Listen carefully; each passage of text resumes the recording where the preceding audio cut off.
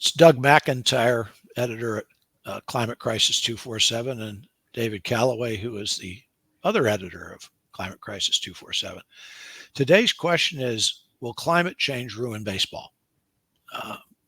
And it's not an idle question. In Phoenix, they've had to ask themselves on a number of occasions whether it's too hot to go to the stadium. They have a dome stadium, so once you're inside, you can be okay. But getting to the stadium, if you're going to walk, take a bike, get in your car, walk through the parking lot, is actually a health hazard on these days when it's 120 degrees. And, on the blacktop, it's like 145 if you're trying to get to the stadium.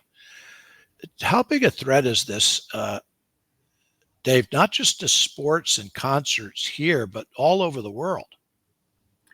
Well, it seems kind of odd to be talking about climate change as a threat to sport versus as an existential threat, which it is. But sport is a major economic backstop to the world, and not just baseball in the U.S., but cricket in the rest of the world, soccer, the Olympics.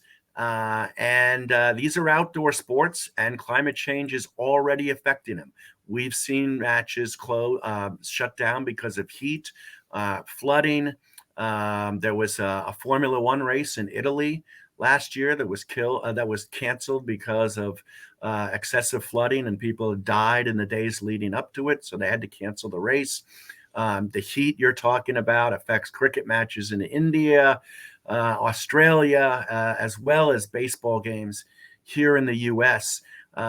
Tokyo Olympics a few years ago had to take special preparations because it was so hot, and they had to make sure that they had to reroute races and stuff like that because of the heat.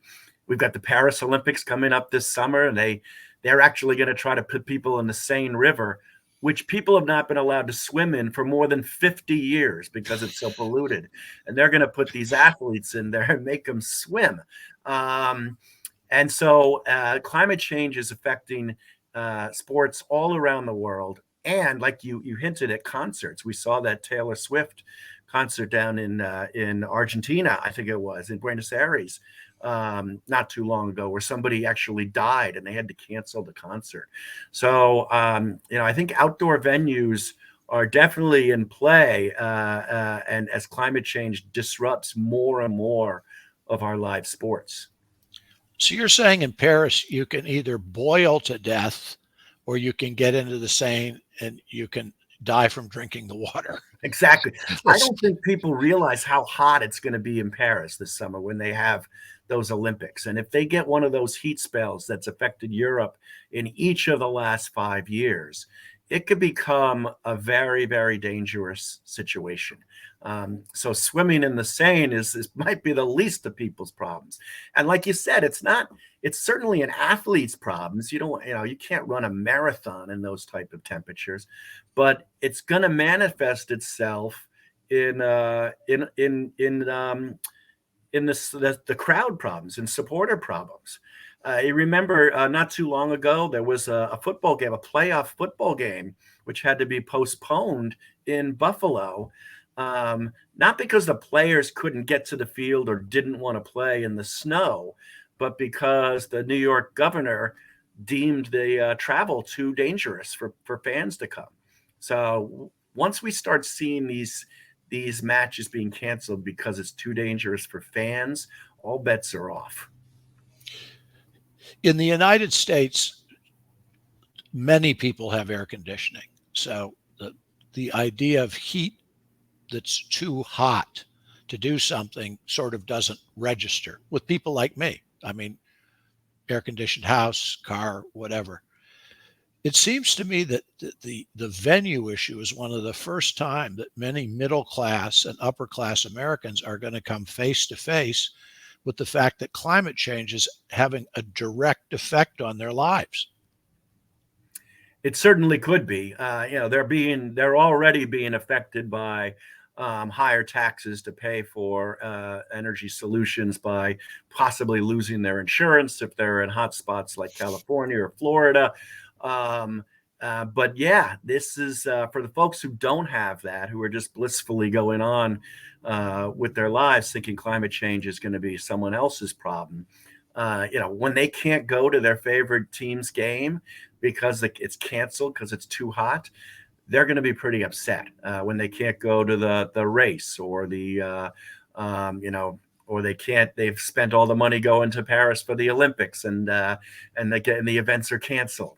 So it's going to be it's all of these little things that are going to start to attract people's attention that climate change is real when it starts to kind of interrupt what they want to do, interrupt their freedom in their lives. Yes. And so people sort of are waking up very slowly, an event at a time in their lives. And, now sports may be part of it. The other thing that's interesting about this is that the sports industry in the United States is huge. It's not as if this is a little industry that's being disrupted. So you've got one more industry or sector that's being affected by climate change. Well, it's not just sports, but the media industry that covers it. Live sports are the only thing that media can make money on these days, or has been able to make money on these days. And so when you start to cut into live sports, you're not just talking about kind of upsetting fans' schedules. You're talking about massive economic implications for the big leagues and the media that relies on those big leagues. People love their live sports, and when things start to be canceled like that, that's going to get their attention. I'm going to take us back to one of my favorite subjects, and that is the government ends up paying for everything. If you look at some of these cities that are going to be unusually hot, the necessary move to dome stadiums in areas that don't have them, it may be what preserves live sports in these places. I can see cities actually having to improve their facilities so that people can attend games. Absolutely. I mean, it's not too much to expect that everywhere will have dome stadiums at some point. Massive economic implications of that too. Is it taxpayers who are going to pay for that? Probably, and they probably will sign up for it too, so they can have their games. But we're going to start to see more and more games canceled. You wonder if how long do you think we're going to see spring training in Florida and Arizona? Now it's winter there when spring training is happening, but ultimately as it gets hotter, spring training may need to move north a bit. So it's all these little things we're going to start to see, and our children probably won't be going down to Florida for Grapefruit League and stuff like that. It's going to start to have implications, and it's going to piss people off. The other area that this is affecting, and you talked about Taylor Swift, is the live concerts. And you sort of have this, you've got live concerts, you can sell records. They're related to one another. You could see that industry be significantly disrupted over the next 2 years. Just the ability for people to tour in some parts of the world could start to disappear. Well, certainly at outdoor stadiums, which are the big money makers for artists like Taylor Swift and Springsteen and whenever the next Rolling Stones tour is, the outdoor stadiums could become, you might just see more indoor concerts. They'll have to think up different business strategies to how to make money out of more indoor concerts and how to be inclusive in many ways. But yeah, certainly I think anything that is outside and a summer activity is at risk. Well, I'm going to give you the last word, but I'm not going to go down to Phoenix to watch any baseball games this summer at all. I think I agree with you. I'm here in cool San Francisco where the fog comes in and cools things off for our Giants game. So, but even then, we've had some hot ones in past summers, and I can only expect that to continue. Enjoy your day. You too, my friend.